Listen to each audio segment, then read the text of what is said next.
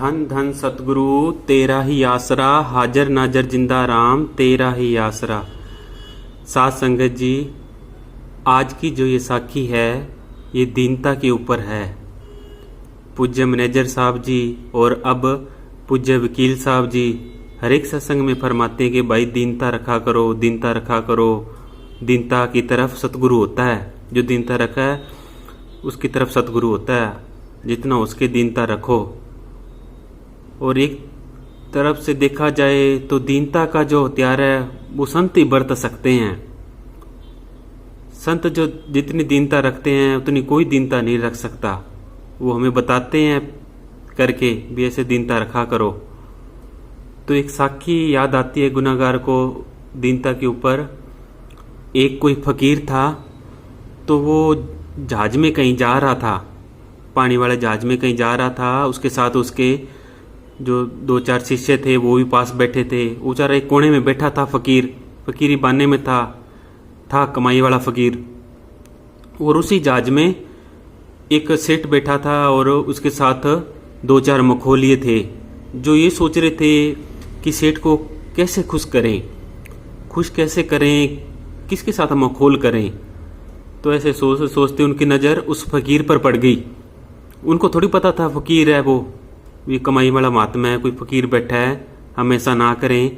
तो वो तो ऐसे समझ रहे थे भी ऐसे बैठा है कोई, तो चलो इसके साथ ही मखौल करें। तो वो आए और फकीर साईं के साथ मखौल करने लगे, उसको छेड़ें, उस पर हाथ उठाएं और मजाके करने लगे। सेठ दूर दूर से उसको देखकर खुश हो रहा था जैसे जैसे वो मजाक कर रहे थे। फकीर चुप रहे। जो उनके साथ थे फकीर के शिष्य, वो कहने लगे फकीर साईं आप हुक्म दो, हम इसको अभी बताते हैं, आपके साथ बदसलूकी कर रहा है, अभी बताते हैं इसको। फकीर कहने लगे कभी आप दीनता रखो, चुप रहो, कोई बात नहीं। तो वो करता रहा। थोड़े टाइम बाद वो उतर गए, वो उनका भी आ गया जहाँ उतरना था ठिकाने पर। फकीर साईं भी उतर गए। फकीर साईं जब शाम को बंदगी में बैठने लगे तो वो रोने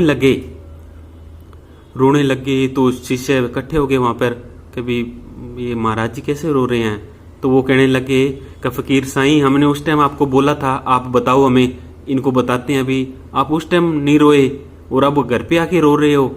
आप उस टाइम बताते हमें हुक्म देते तो फिर उनको बताते, पता चलता उनको किसी को छेड़ने का, किसी को परेशान करने का, तंग कर रहे थे आपको।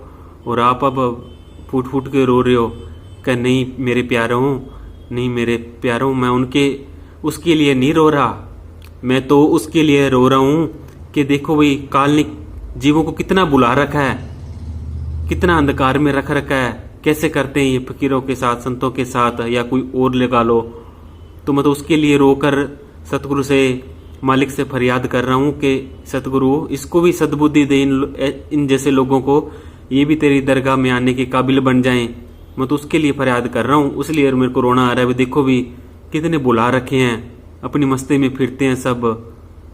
फिर बस इतनी वो विनती बातचीत कर ही रहे थे शिष्यों के साथ। इतने में वो जो जिन्होंने छेड़ा था, वो सेठ, वो मखौलिए, वो पूछते वहाँ कुटिया पर आ गए।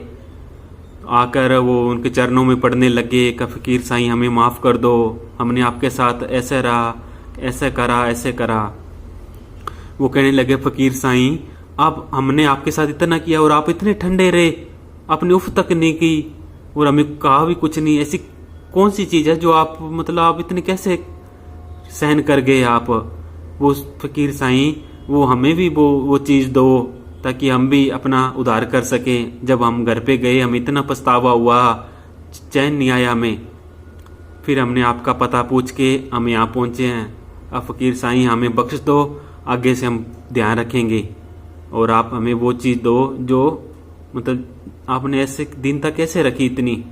फिर फकीर ने उनको समझाया, सतगुरु का जो रास्ता है वो समझाया, रूहानियत की बातें की और फिर वो सही रास्ते चलने लगे।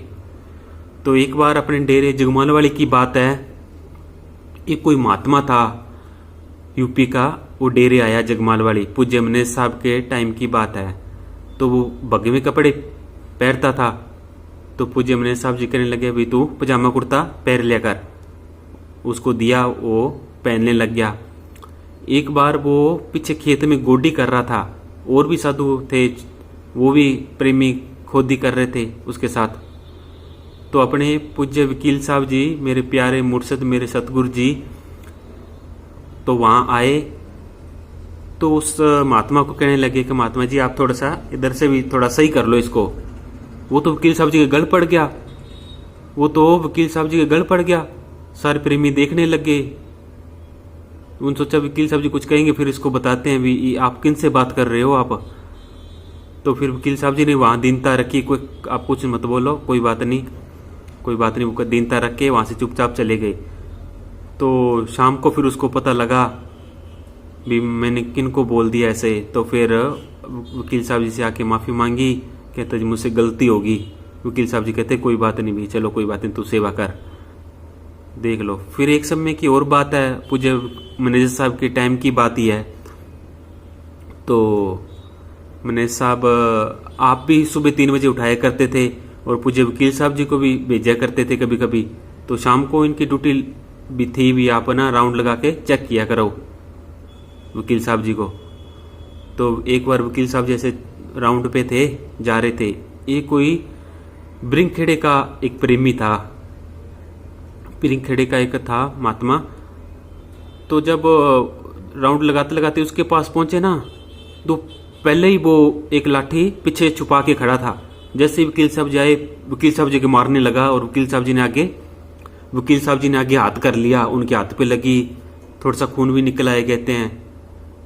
तो जो साथ थे प्रेमी, वो कहने, उन्होंने सोचा भी बताते हैं इसको भी। फिर वकील साहब जी ने कहा कुछ नहीं कहना, कोई बात नहीं, ये बोला है बेचारा, इसको नहीं पता, कोई बात नहीं, दीनता रखो अपने। तो वकील साहब जी वहाँ से भी चुपचाप चले गए। वकील साहब जी ने पूरा प्रकट रूप में दिखा दिया भी दीनता रखनी पड़ती है, और वाकई में करके भी दिखा दिया भी दीनता की तरफ सतगुरु होता है जी। हम दीनता न करेंगे तो दूसरों को क्या समझाएंगे। तो वकील साहब जी ने बहुत दीनता रखी, और पूरे पूज्य मनीष साहब जी के हुक्म में रहे वो आखिरी दिनों तक उनके।